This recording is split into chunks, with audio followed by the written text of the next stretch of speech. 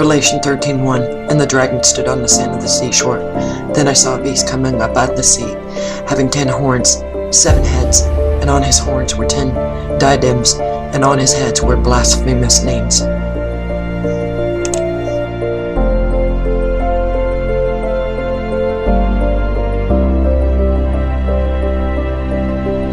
Revelation 13:8. All who dwell on the earth will worship him, everyone whose name has not been written from the foundation of the world in the book of life of the Lamb who has been slain.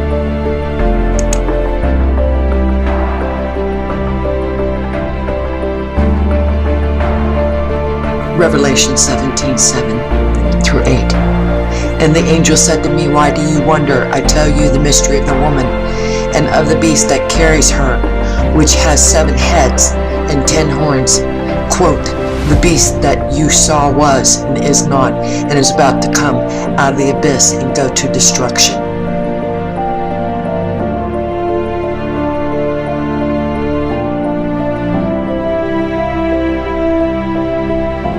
The book of Revelations tells us of the days that we live in now. Are you saved? Do you have Jesus? It's time to come to him now.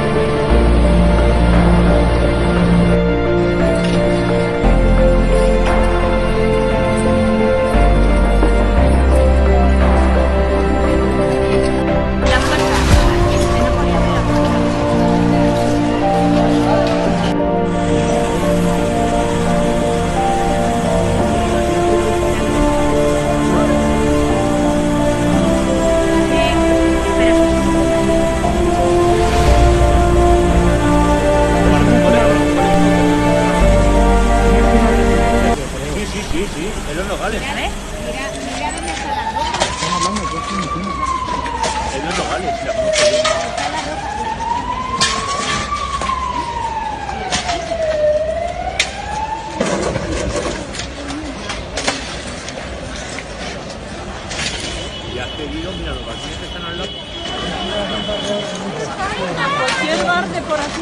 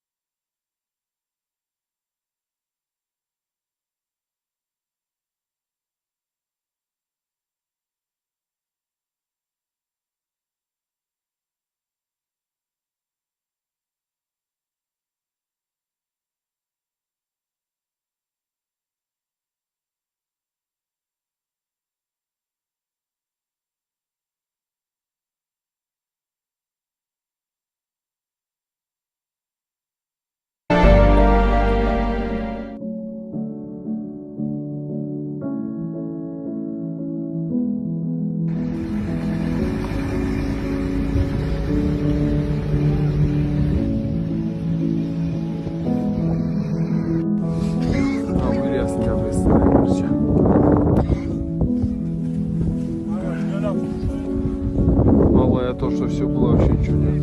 Сегодня у нас на БС случилось несчастье. Сошла лавина, и по некоторой информации хватило людей. Все здесь по поселке.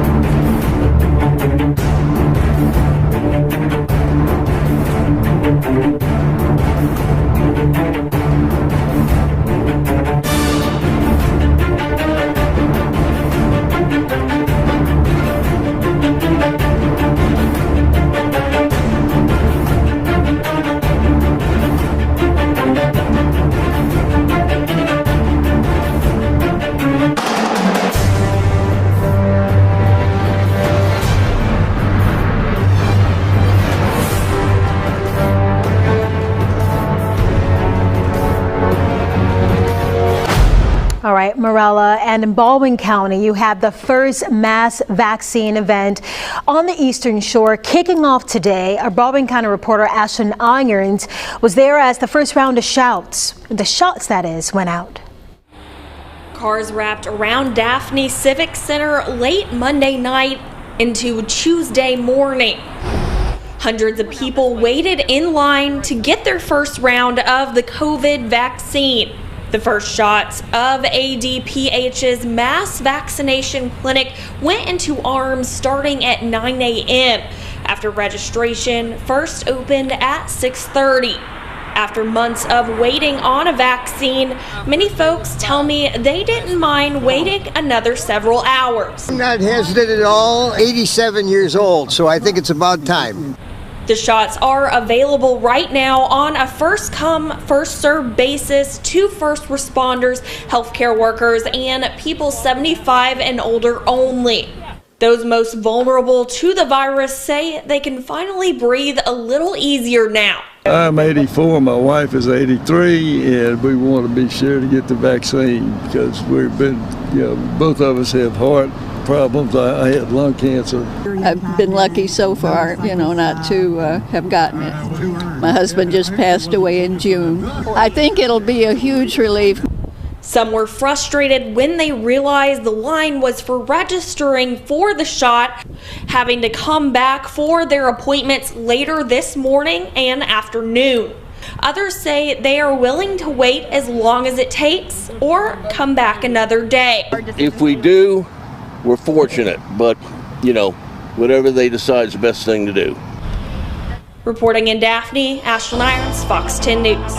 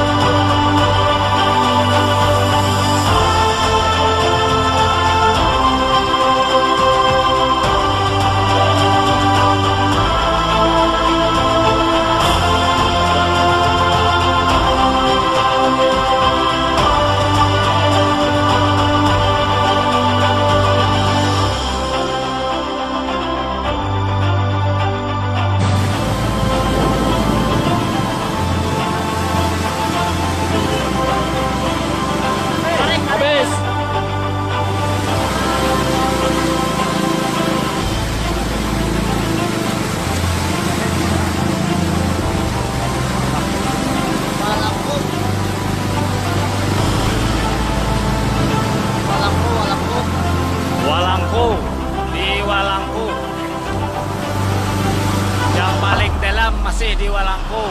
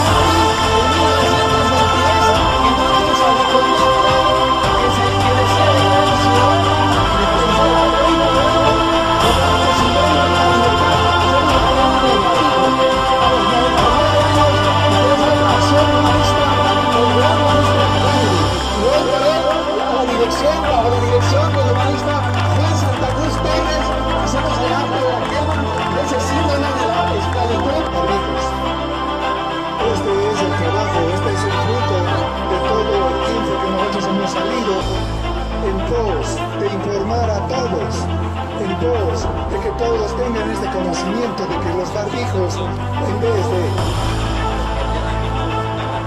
ser seguros, entonces nos está enfermando más. A la voz de tres, por favor, síganme. Libertad, libertad, libertad, libertad, libertad, libertad, libertad, libertad,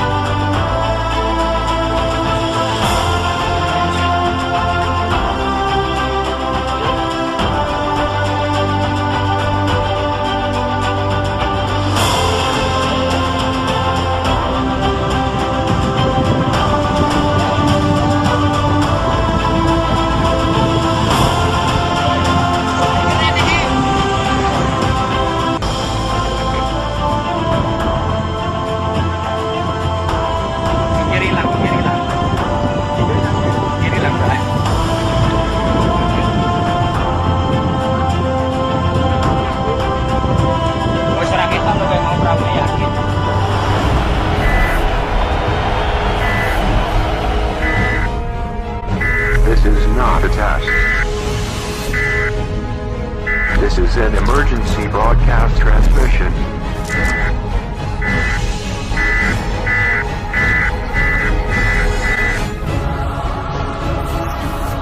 We're going to stay on the air for as long as possible. We're seeing heavily armed forces being deployed. Every man make himself and his country proud.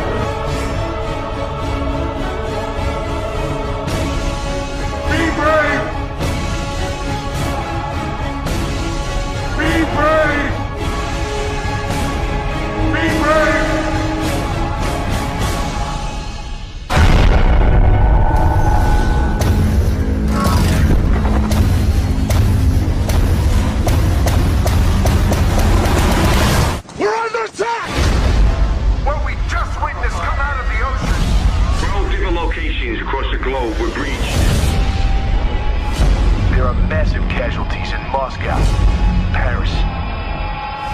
We've lost communications with Tokyo, Rio, and New York.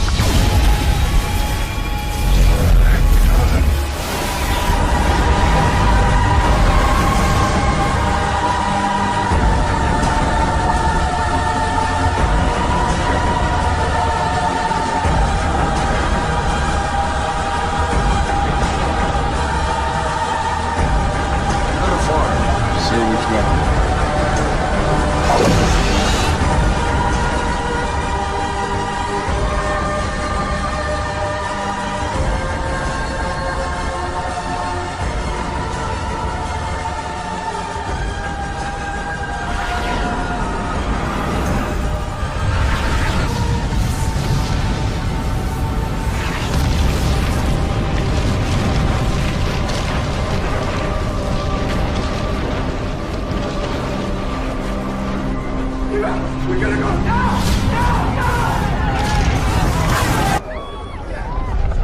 Oh, shit. Go!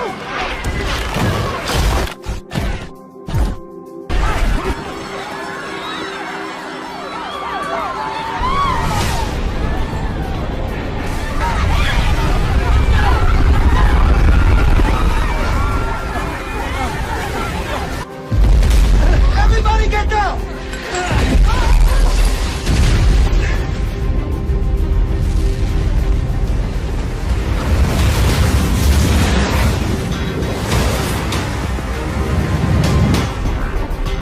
Zeus, satellite 1A, approaching London. Coordinates locked and loaded.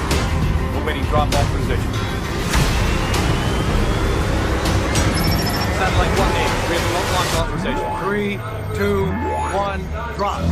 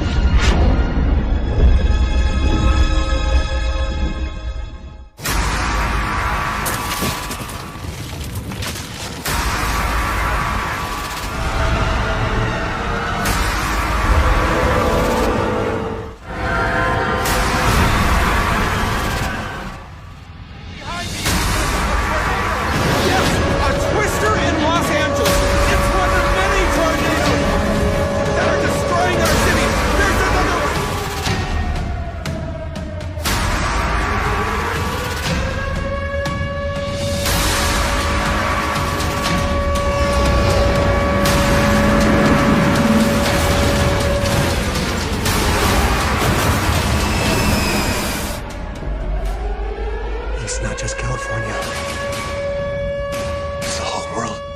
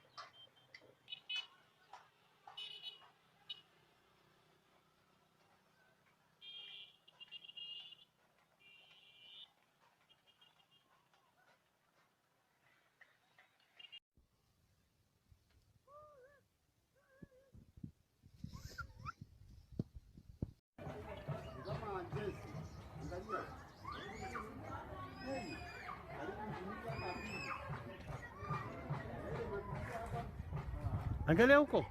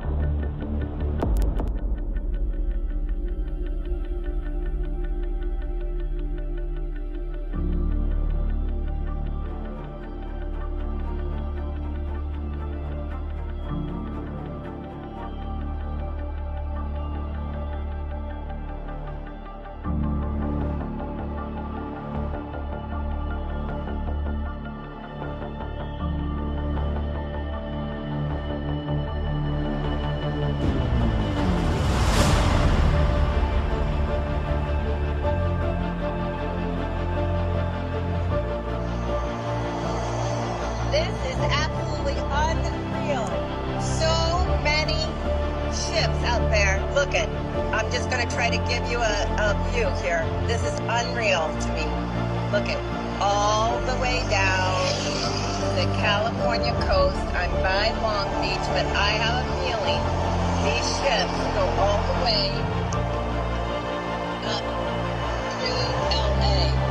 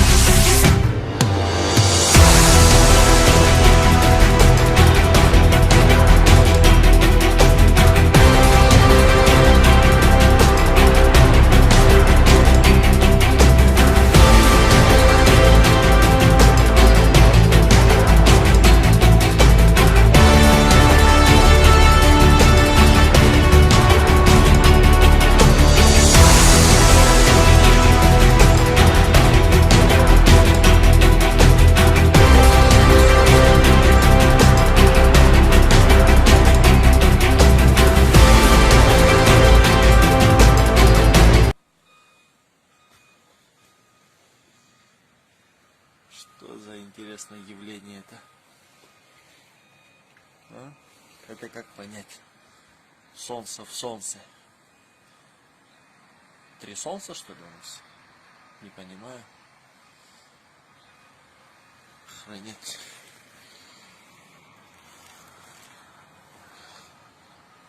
Новосибирск.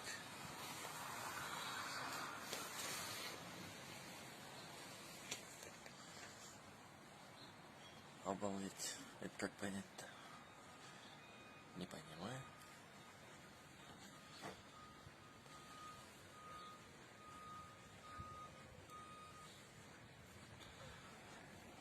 Как круг.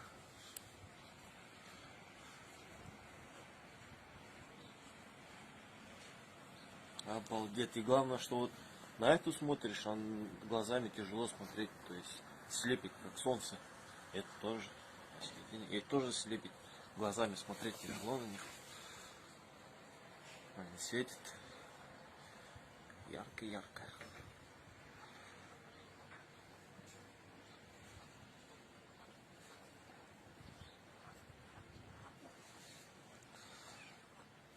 Интересно. И вот эти лучи я глазами тоже вижу. Не только это в телефоне отражение.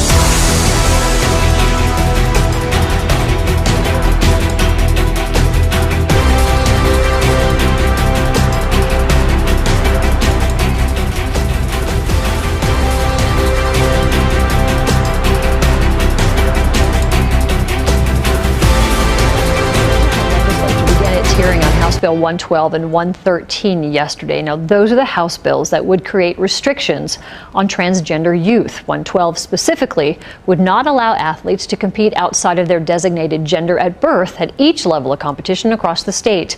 If passed, the bill could have a sweeping effect across athletics in Montana, as KPAX's Kyle Hansen explains. The biggest issue for us would be MSU hosting football playoffs because we have such a long tradition of hosting those, as well as now MSU, that if we did have this bill in effect, I can only guess that the NCAA would still hold to what they have done in the past and really have to look at whether they can host those events in the state of Montana. If this bill was passed, its effects would be wide-ranging. According to Associate AD Gene Gee, Montana could face similar repercussions from the NCAA that North Carolina did in 2016, meaning NCAA-hosted events would likely not be allowed to be hosted in Montana, including things like football playoffs and more. In this case, we have a couple of policies in play. We have the overarching philosophy of the NCAA of being inclusive, promoting diversity, the championship hosting policy that looks specifically at those same issues, and then providing a safe environment for all to participate. In college athletics, our goal is to be supportive of all of our student athletes. There are clear guidelines and policies in place by the NCAA in dealing with transgender student athletes. We will follow those guidelines and those policies that are in place, but we really want to be in a position where we can support all of our student athletes. Haslam and have firsthand experience with transgender athletes when June Eastwood in 2019 became the first male-to-female trans athlete to compete in a Division I cross-country race when she competed for the Montana Grizzlies. Her coach at the time, Brian Schwayen, said and Eastwood coordinated her transition in accordance with NCAA policies, therefore her competing was fair. I think at the end of the day, when you look at June versus Jonathan, the times in which June ran compared to her gender probably lined up very similar to what Jonathan ran in comparison to his gender. So was it unfair? No, the assumption is that for that case, it was unfair. College organizations like the NCAA and NAIA have policies that allow trans athletes to compete. Meanwhile, the Montana High School Association does not have any current policy. In the case of Eastwood, Schwayen said her transition wasn't about finding a competitive edge, as some suggest. June's first choice was to become a female. June's second choice was to compete. It wasn't reverse. It wasn't, I want to compete first, so I'm going to become a female to compete. In Missoula, Kyle Hansen, MTN Sports. In 2016, North Carolina. Forget Mega Millions and Powerball. Some people are getting rich this year by buying up Bitcoins. But before you give it a try, we have a buyer beware tale to share so you don't waste your money.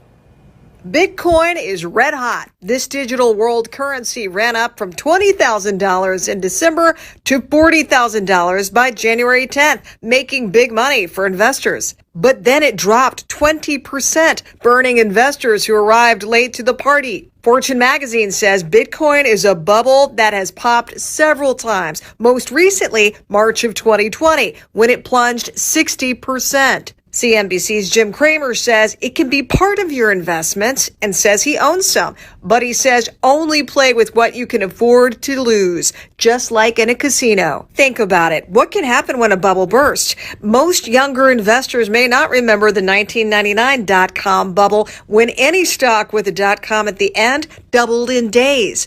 It all crashed in the dot-com bust and late investors lost a fortune. The poster child was Pets.com. Bank of America calls Bitcoin the mother of all bubbles, so invest accordingly.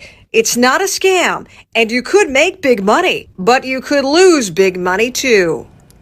Could Bitcoin soon double or triple again? Sure, absolutely, but it could also plunge like it has several times before. So be careful. Don't put all of your eggs in a local neighborhood has ODOT crews rushing as a sinkhole has cut off neighbors in Clackamas County.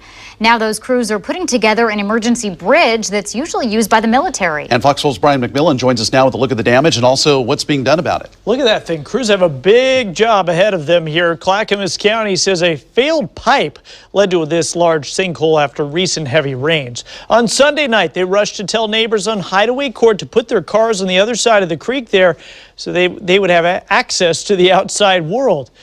One thing to think about is that if they had an emergency like a fire, ambulances and fire trucks couldn't get to them. In fact, the backup option is to have an off-road vehicle get them help.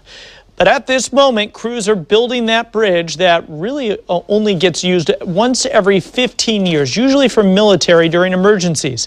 It's in pieces, so trucks have to bring them one by one to the area. It happens to be stored in Clackamas County, so that's pretty lucky. We're really appreciative of the patience and the cooperation of the neighbors.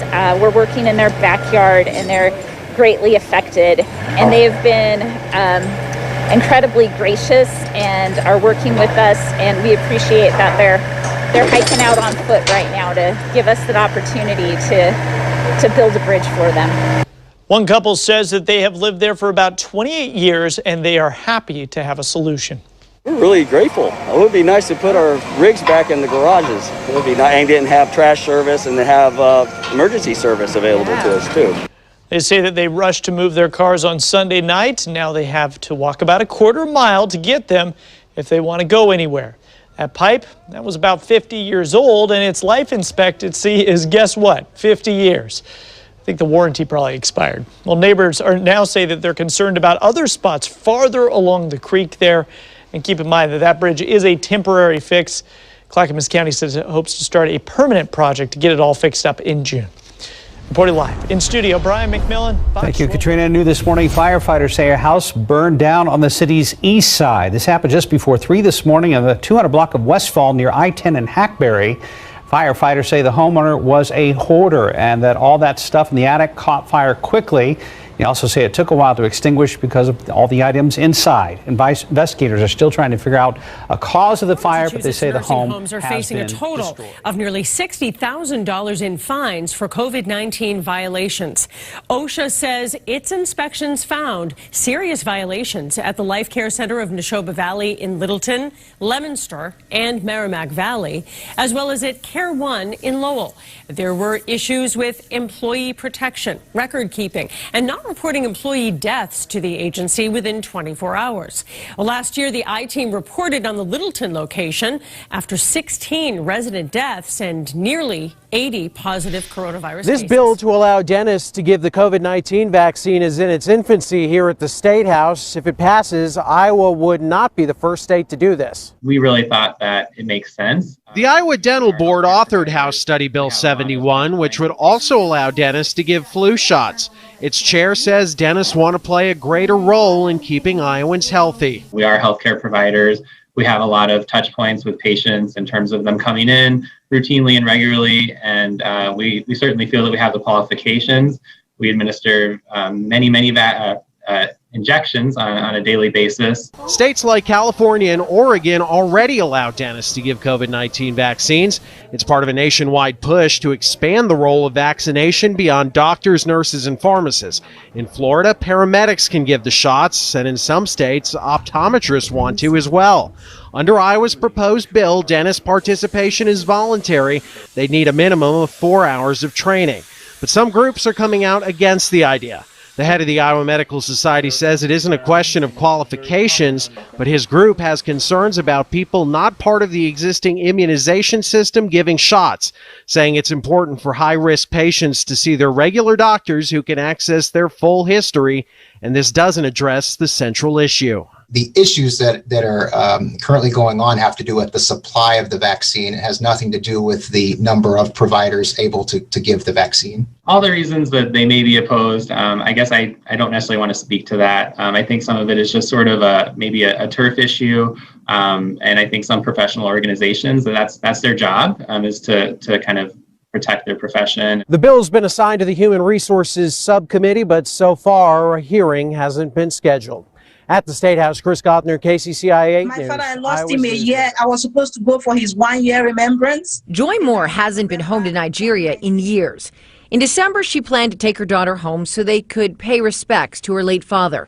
She booked 2 round-trip tickets from JFK Airport. And 6 days before the trip, they took free COVID tests. Both were negative. But when they arrived at the airport, the airline wouldn't accept the results. Joy says she didn't notice the testing rules on the airline's website. It didn't occur to me that it has to be 3 days with the time the test was taken, the specimen. But I didn't see that quite. Since the airline wouldn't accept the dated tests, Joy and her daughter went to this testing site at the airport run by Adams Health Services. She was blown away by the cost, $798 for 2 COVID tests. I was like, wow, that's really, that's so expensive. Faced with the decision to either pay for the tests or skip the trip, Joy decided to foot the bill. Later, she wrote to NBC 10 Responds, and we started looking into the costs. We believe that we're doing a really good service for the public nowadays. Janina Rania is with Adams Health Services. She tells us the company offers 2 types of tests at JFK. Joy received a PCR test because it was what her airline required. The testing company also offers a less expensive antigen test, which is not accepted by all airlines. We always tell the clients, our customers, to keep in touch with the airline, whatever you need. Maybe you need antigen, maybe you need the RT-PCR. The CARES Act does not limit how much someone can charge for a COVID test. Aranya tells us it's more expensive to process the PCR tests, and that cost gets passed along to the consumer. RT-PCR is the most accurate one. Besides the cost, there are key differences to understand about the 2 types of COVID tests. All tests are not created equal. There are definitely ones better than the others. Infectious disease expert Dr. Seth Rosenbaum says the PCR tests are the gold standard. It has upwards of 98% sensitivity, meaning that there's a 2% possibility of you having a false negative. More often than not, it will give you the correct diagnosis, whereas the antigen test has an upwards of a 20% false negative rate, meaning even if you test negative, I still have a 20% probability or percentage of you having the you having the infection. As for Joy, the PCR tests for her and her daughter came back negative. But in the time it took to get tested and make it back to the check-in counter, they missed their flight and had to cancel the trip. That 1 year remembrance family get together, and I wanted to be there so badly. Now, if you're traveling, it's key you understand the airline's testing requirements and set aside enough time thus far if you have choose largely to get focused tested. on healthcare and emergency workers and nursing home residents.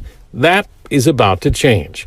If you look at our death data around who has perished from this disease, it is disproportionately people in older age groups. So the state abruptly shifted gears to include those 65 and up starting Monday. And the reason we went ahead before everything was tidied up is because people are dying from COVID-19.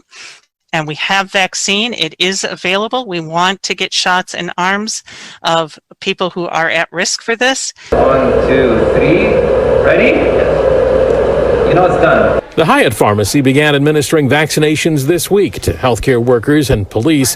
CEO Hashim Zaibak says he's glad to hear it's opening up to everyone 65 and older. How will that work? That's going to be a massive new group of people. It's massive. At the same time, it's really a great opportunity. This is a group of people who really need to be protected. Dr. Zaibach expanded into this large space on Layton Avenue last summer, anticipating holding vaccine clinics here. With everyone 65 and up now eligible, they plan to order thousands of doses for next week. Only limiting factor is the number of vaccines we're going to get from the states. So you literally think you could vaccinate thousands of people next week if you had enough vaccine? We are ready. We are ready. Okay, Nick joining us once again. Bottom line here, what should our 65 and older viewers do right now if they want the vaccine? All right, Toya, the state says that you should go to the medical place you're familiar with. Go to your pharmacy, check with your doctor's office, do it online if at all possible, because they're already getting flooded with phone calls, they say. But the most important thing is to be patient, be prepared to wait. Again, the state is saying it could be 2 months before they'll get to everybody who wants the vaccine. The Wall Street Journal says President Trump has discussed forming a new political party. It would be called the Patriot Party. No word yet on whether this will gain traction. Third parties have traditionally failed to draw enough support to play a major role in national elections. The Red Cross is still looking for plasma from those who have had COVID-19 who help others who are still fighting the virus. And 9 on your side, Chandrea Thomas took a closer look at the situation to find out more about the demand. We're testing every single blood product right now for the COVID-19 antibodies. Courtney Sloniker with the Red Cross of Southern Arizona says they're still in desperate need of blood and convalescent plasma. The organization teamed up with the FDA to make it happen. Workers take the blood draw from donors, remove the plasma, and then put the blood back in your body. Just over the last few months, I would say since October, we've seen a 250% increase in the demand for convalescent plasma. And it's especially important for those who have had COVID-19 to donate. The process takes about 45 minutes to complete, and donations are used both locally and all across the country. If you have had a verified diagnosis of COVID-19, or you get a positive COVID-19 antibody test from donating blood, that plasma potentially has antibodies that can help currently critically ill COVID-19 patients. According to the Red Cross of Southern Arizona, they supply about 90% of the blood and plasma that's given out here in Tucson. Sloniker says donors she spoke to are more than happy to do their part. They tell me their stories about recovering from COVID-19, and they're saying, this is my duty now. I recover. I'm one of the lucky ones. I made a full recovery. I'm healthy now. Now I can give back to people that are still fighting. If you want to donate your plasma and have already had COVID-19, we have details on how you can do that on KGUN9.com. In the year 2020, we distributed 125,000 convalescent plasma products.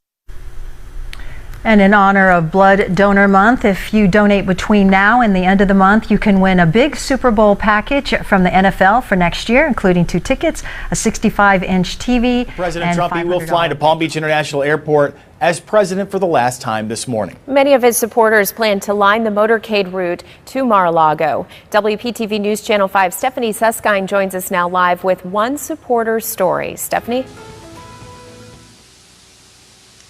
Good morning. You know, this is certainly a big day for those Trump supporters here locally who come out to see that motorcade, and this is really their last opportunity to see that motorcade to Mar-a-Lago as President Trump flies in just before his term ends. Now, we spoke to longtime supporter Willie Guardiola about his support and his plans for today, and he tells us that he's organizing a safe rally to show the president appreciation as he ends his term. Now, he says international media has been contacting him to speak about his loyalty to the president. He called the violence at the Capitol despicable and says he just wants the president to feel support as he arrives in Palm Beach County today.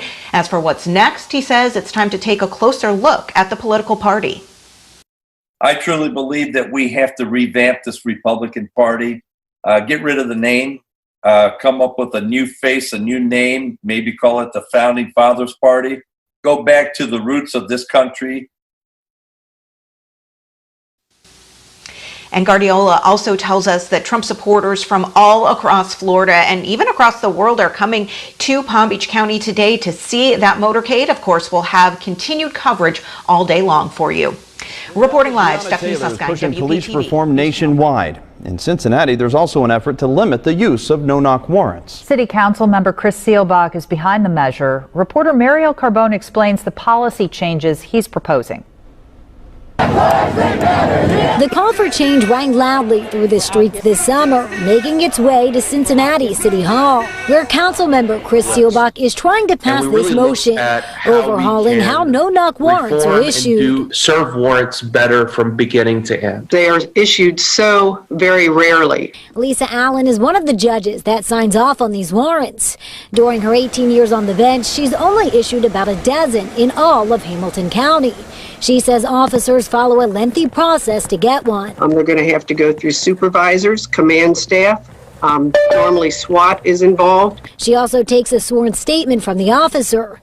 In most cases, the warrants are approved for safety reasons. There's a high probability of injury or death. Seelbach says that's his goal too, keeping people safe. To ensure that all parties, the suspect, the police officers, neighbors, are as safe as possible. The main reform he's proposing would limit when a no-knock warrant could be used to just 4 circumstances: terrorism, murder, active shooter, and kidnapping, not for narcotics-related crimes.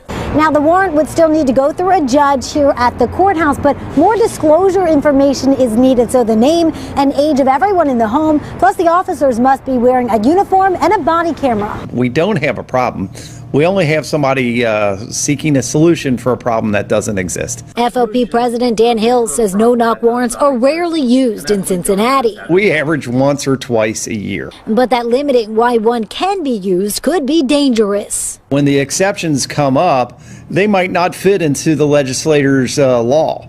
So why is the legislator making a law when the judges and the police are already handling this in a responsible way? Likewise, Police Chief 𝐊𝐈𝐍𝐾 says he does not support taking away a no-knock warrant for a specific incident. Now, a caveat here, this is just a motion by council. City council does not have the authority to change police policy. That's up to the city manager if she wants to do that. Now, the manager and the police chief will discuss this over the next 2 weeks, and then this will come back to committee for a vote. Reporting from the courthouse, Marielle Carbone, One of the primary legacies of the Trump administration is how the president changed the social media landscape in this country. In fact, the whole game has changed when it comes to these monolithic social media companies and their arbitrary decisions to block some politicians and other government leaders, while not others. Tonight, News 5's Aaron Chapman digs deeper on recent practices by Twitter in particular and what the rules of blocking and suspending users are. I spoke with a social media expert who tells me that while Twitter can block any sort of government account, politicians can't, as it goes against the First Amendment.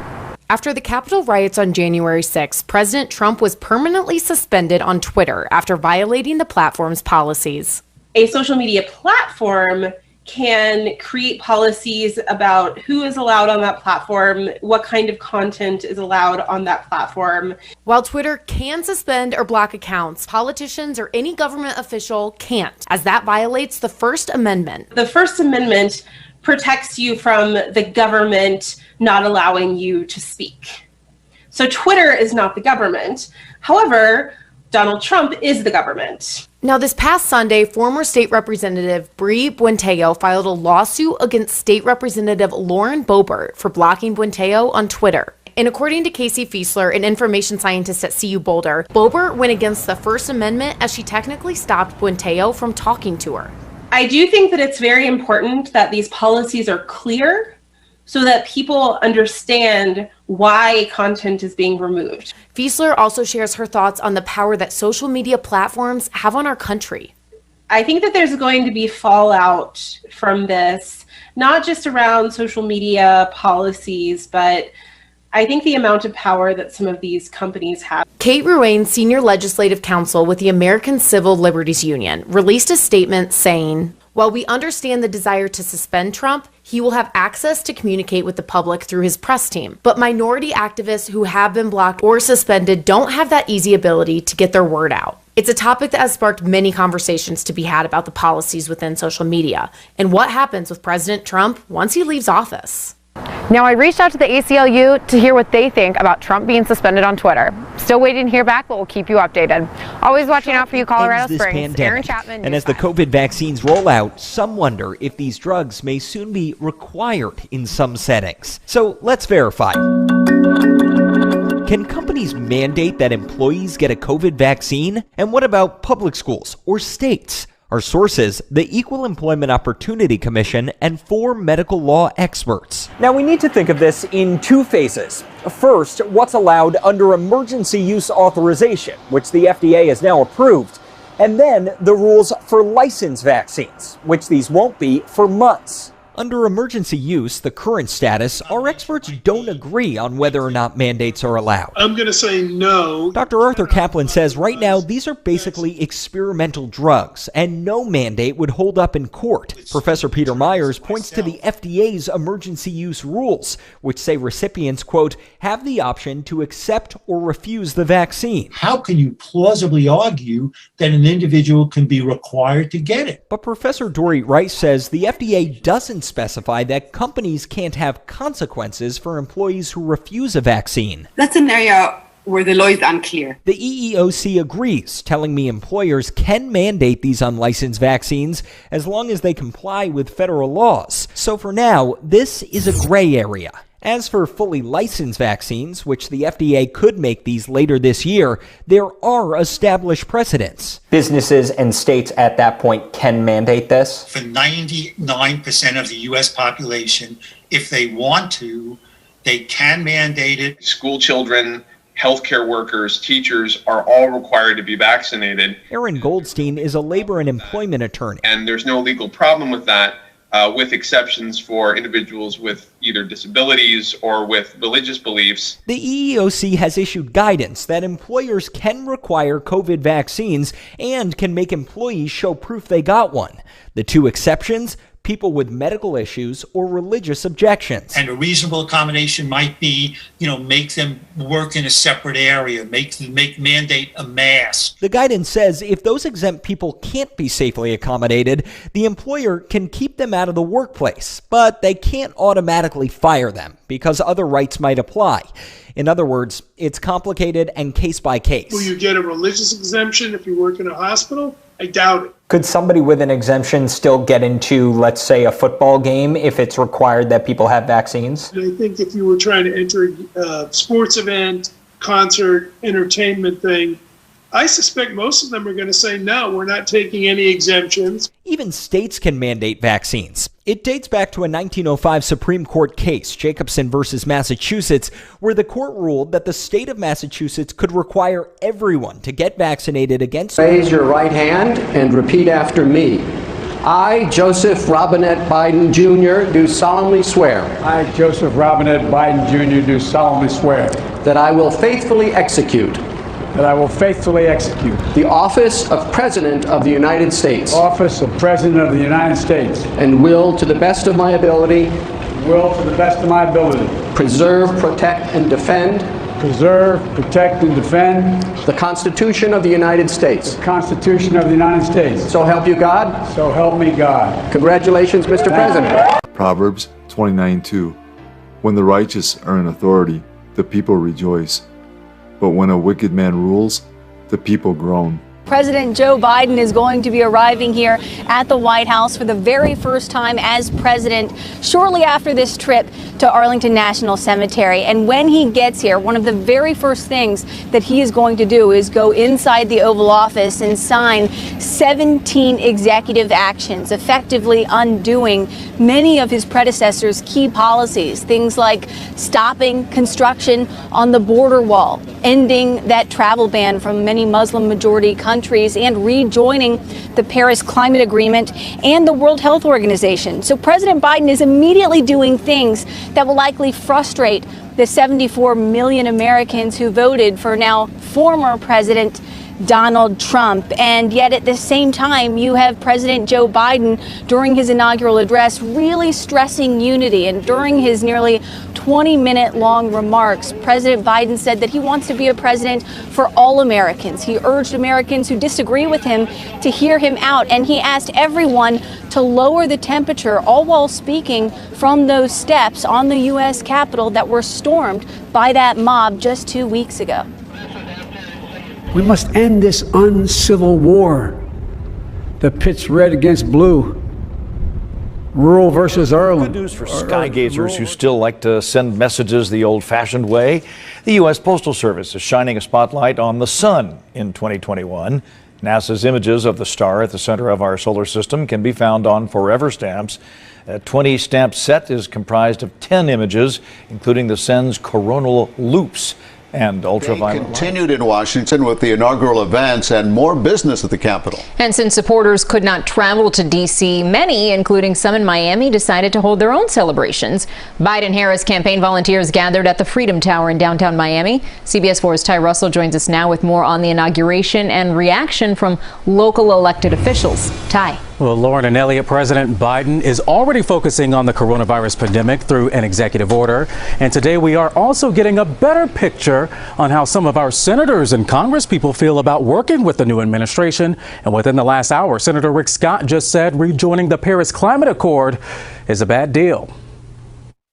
As promised, President Biden has signed several executive orders. Some of the things we're going to be doing are going to be bold and vital, and there's no time to start like today. The first three reverse policies from the Trump administration. He implemented a mask mandate on federal property.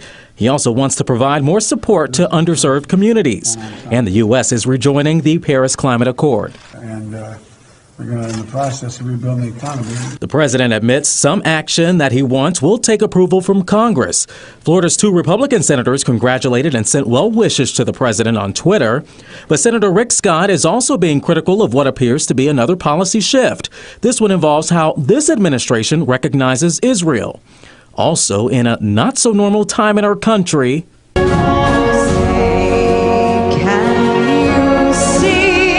some traditions continued. This land was made. Although different because of the pandemic.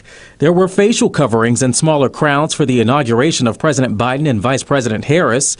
While speaking at the Capitol, President Biden also mentioned the goal of rioters 2 weeks ago failed. It did not happen. It will never happen. Not today, not tomorrow, not ever. Senator Marco Rubio didn't attend. He tweeted he's trying to expedite the confirmation hearing for the National Intelligence Director.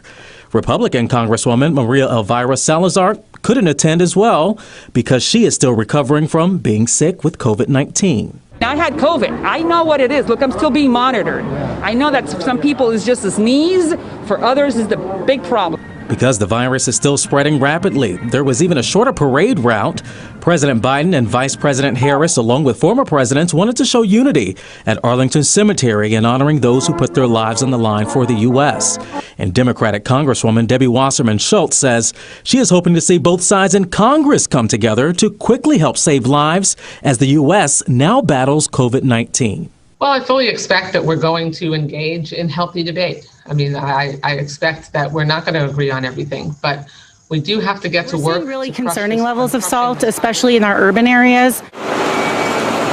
Despite road salt being helpful when treating roads and sidewalks, Cheryl Nin from Milwaukee Riverkeeper has found it can also be harmful. Our whole system together, we have about 900 miles of river, and about 108 of the ones that we've been testing are already listed as kind of hazard level for road salt or for chloride. The Menominee River, which is behind me, is one of the many freshwater sources that does deal with salt contamination. Honey Creek, Underwood Creek, some of the smaller creeks that are draining highways in particular are very heavily impacted by road salt. It's really important for public safety that there's some product for us to use. I'd hope one day that we could find something different.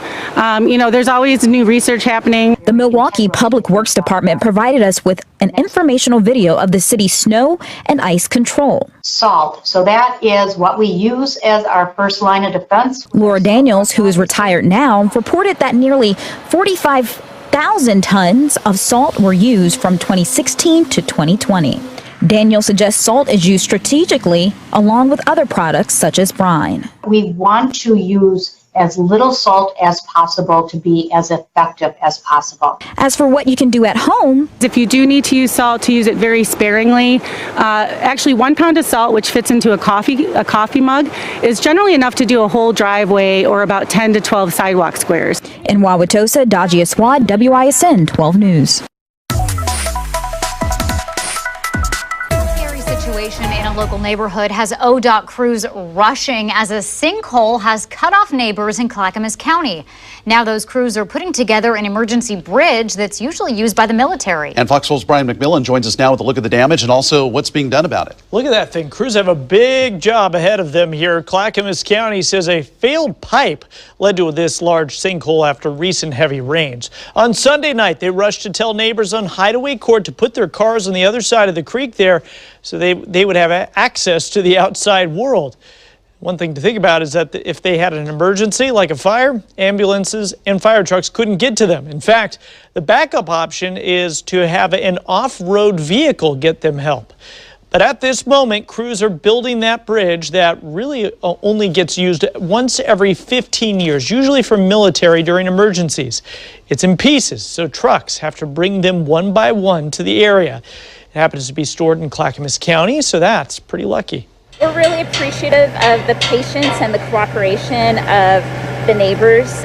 We're working in their backyard and they're greatly affected. And they've been incredibly gracious and are working with us. And we appreciate that they're hiking out on foot right now to give us that opportunity to build a bridge for them. One couple says that they have lived there for about 28 years and they are happy to have a solution. We're really grateful. It would be nice to put our rigs back in the garages. It would be nice, and didn't have trash service and to have emergency service available to us too. They say that they rushed to move their cars on Sunday night. Now they have to walk about a quarter mile to get them if they want to go anywhere. That pipe, that was about 50 years old, and its life expectancy is, guess what, 50 years. I think the warranty probably expired. Well, neighbors are now say that they're concerned about other spots farther along the creek there. And keep in mind that that bridge is a temporary fix.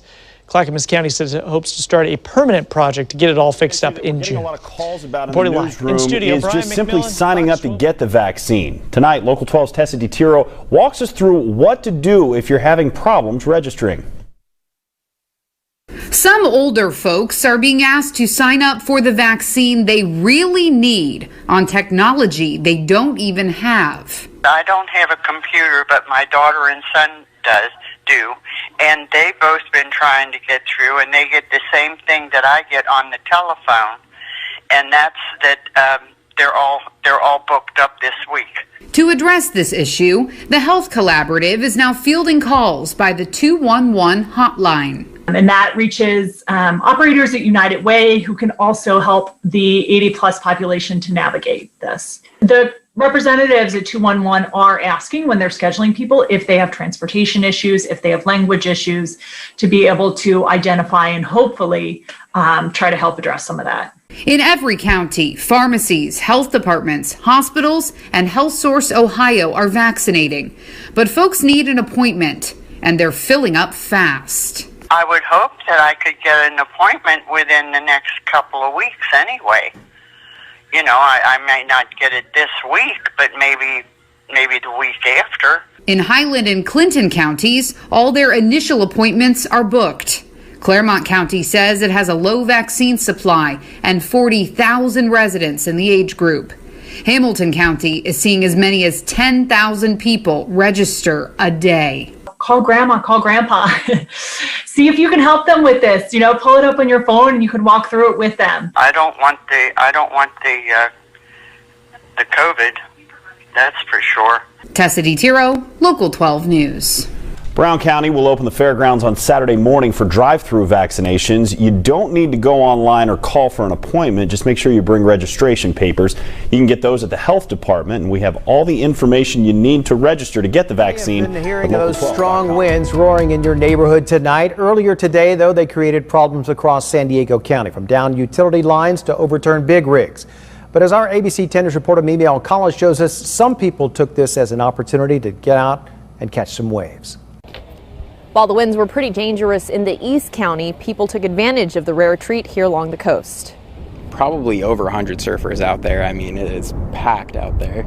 It's no surprise. I mean, this doesn't happen every day. Seeing offshore winds in the forecast gave Bruce an opportunity to grab his camera and snap some perfect shots at Black's Beach. I'm kind of just an amateur photographer. It gives the waves a really nice A-frame shape, and there's really nice spit and like spray coming off of the waves that make them really photogenic, and also the surfers love them. That they do. Offshore, the wind's blowing from the east into the waves out to the west, so it's holding up the surf, which makes it, you know, pretty good for riding. Sean Olson was just one of dozens of surfers who took to the waves Tuesday. Yeah, it was pretty crowded, like a lot of guys in the water.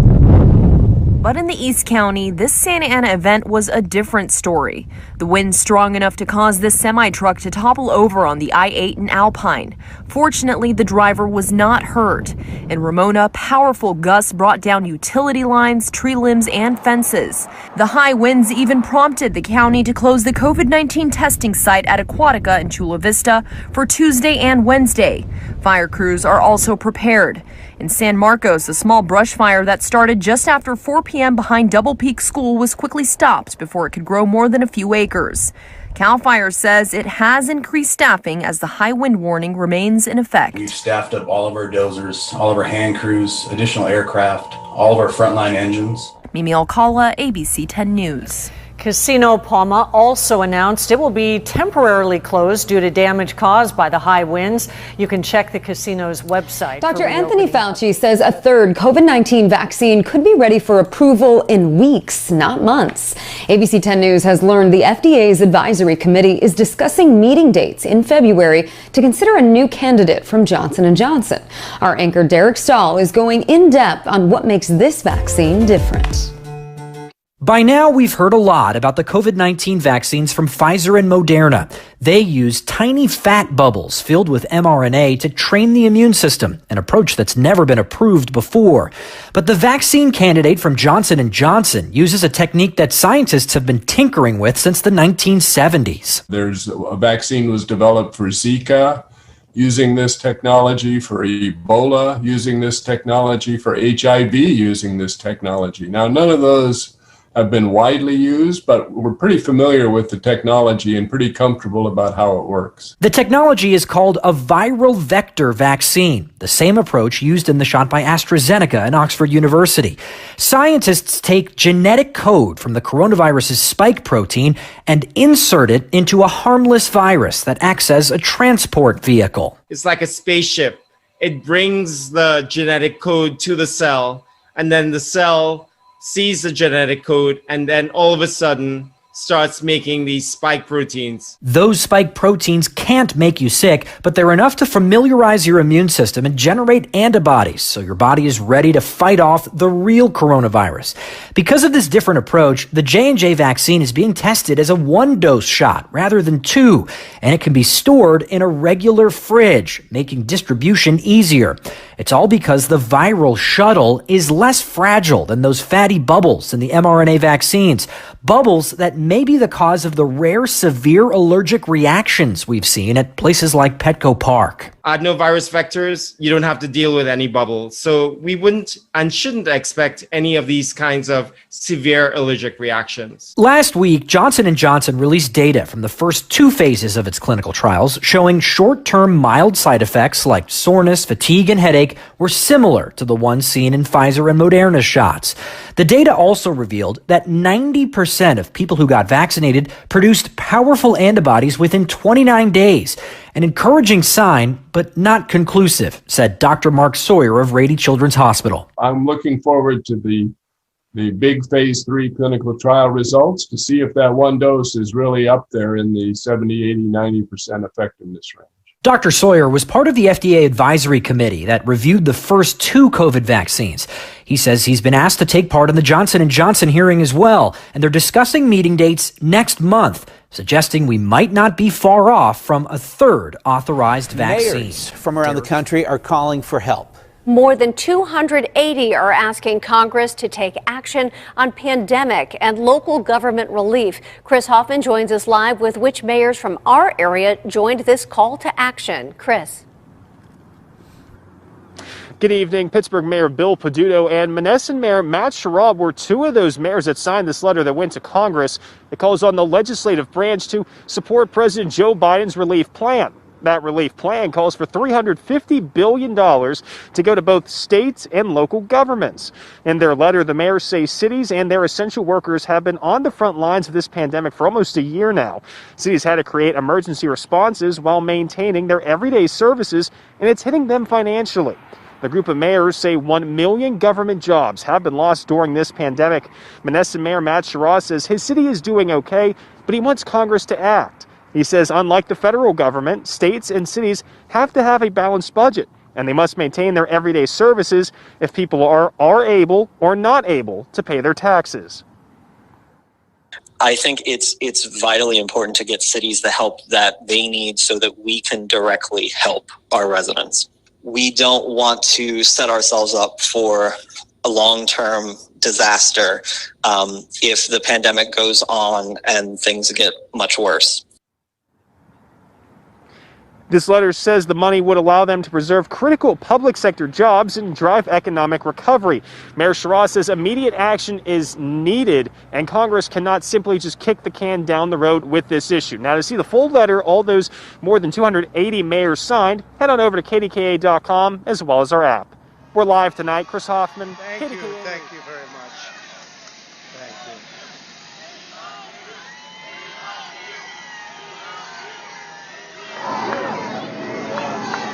Thank you very much. And we love you, and I can tell you that from the bottom of my heart.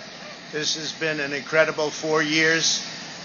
We've accomplished so much together. I want to thank all of my family and my friends and my staff and so many other people for being here. I want to thank you for your effort, your hard work.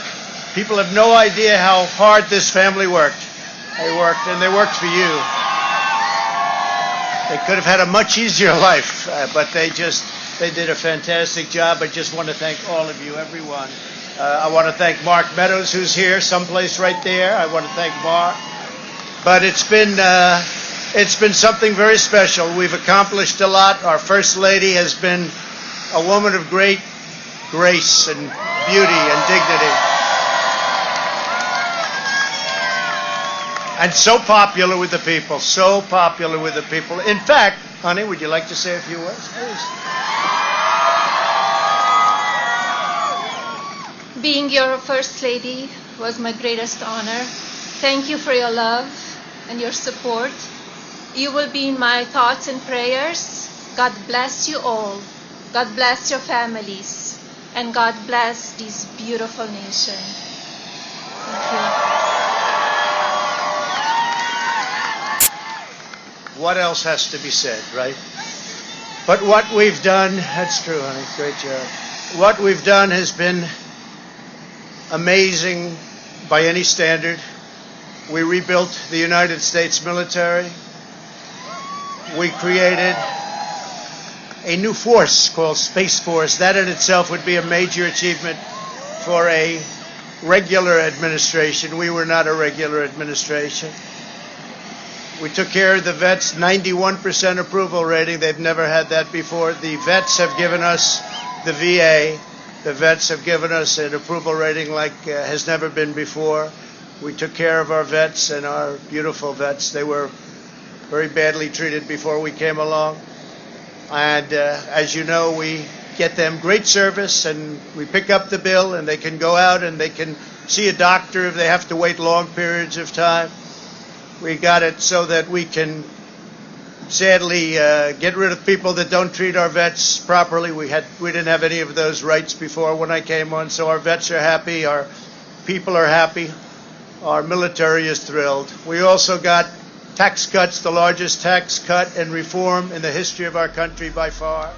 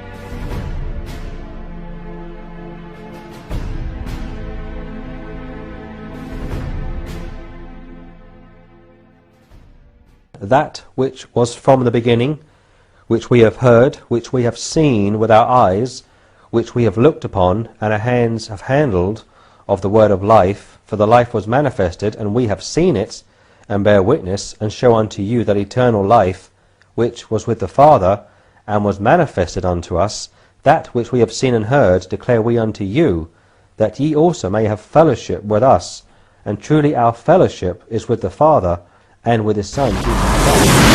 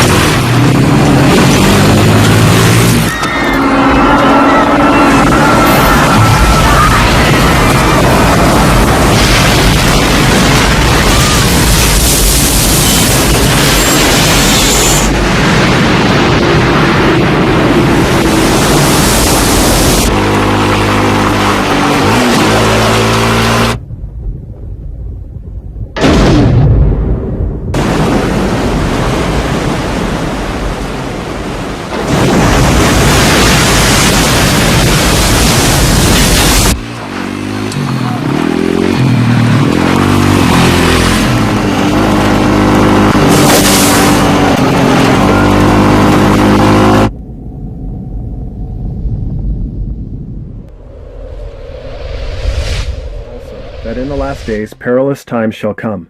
For men shall be lovers of their own selves, covetous, boasters, proud, blasphemers, disobedient to parents, unthankful, unholy, without natural affection, truce breakers, false accusers, incontinent, fierce, despisers of those that are good, traitors, heady, high-minded, lovers of pleasures more than lovers of God, having a form of godliness, but denying the power thereof. From such turn away. Therefore be ye also ready, for in such an hour as ye think not the Son of Man cometh. Knowing this first, that there shall come in the last days scoffers, walking after their own lusts, and saying, Where is the promise of his coming? For since the fathers fell asleep, all things continue as they were from the beginning of the creation. Watch therefore, for ye know not what hour your Lord doth come. And this gospel of the kingdom shall be preached in all the world for a witness unto all nations, and then shall the end come. Watch ye therefore, and pray always, that ye may be accounted worthy to escape all these things that shall come to pass, and to stand before the Son of Man. But of that day and hour knoweth no man, no, not the angels of heaven, but my Father only. For such are false apostles, deceitful workers, transforming themselves into the apostles of Christ. and no marble, for Satan himself is transformed into an angel of light. Therefore it is no great thing if his ministers also be transformed as the ministers of righteousness, whose end shall be according to their works. Now the Spirit speaketh expressly, that in the latter times some shall depart from the faith, giving heed to seducing spirits and doctrines of devils. But of that day and that hour knoweth no man, no, not the angels which are in heaven, neither the Son, but the Father. Now when they heard this, they were pricked in their heart, and said unto Peter and to the rest of the apostles, Men and brethren, what shall we do? Then Peter said unto them, Repent and be baptized every one of you in the name of Jesus Christ, for the remission of sins, and ye shall receive the gift of the Holy Ghost. For the promise is unto you and to your children, and to all that are afar off, even as many as the Lord our God shall call. In whom the God of this world hath blinded the minds of them which believe not, lest the light of the glorious gospel of Christ, who is the image of God, should shine unto them. And Jesus answering them began to say, Take heed lest any man deceive you, for many shall come in my name, saying, I am Christ, and shall deceive many. And when ye shall hear of wars and rumors of wars, be ye not troubled. For such things must needs be, but the end shall not be yet. For nation shall rise against nation, and kingdom against kingdom, and there shall be earthquakes in divers places, and there shall be famines and troubles. These are the beginnings of sorrows. But take heed to yourselves, for they shall deliver you up to councils, and in the synagogues ye shall be beaten, and ye shall be brought before rulers.